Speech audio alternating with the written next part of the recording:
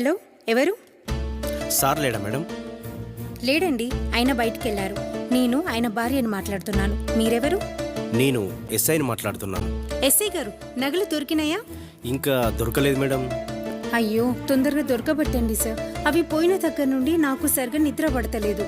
అసలే మా ఆయన ఎన్నో సెక్షన్లు శోధించి కోర్టులో కేసులు వాదించి న్యాయాన్ని గెలిపించి మరి ప్రేమతో ఆ నగలు నాకు చేయించారు సార్.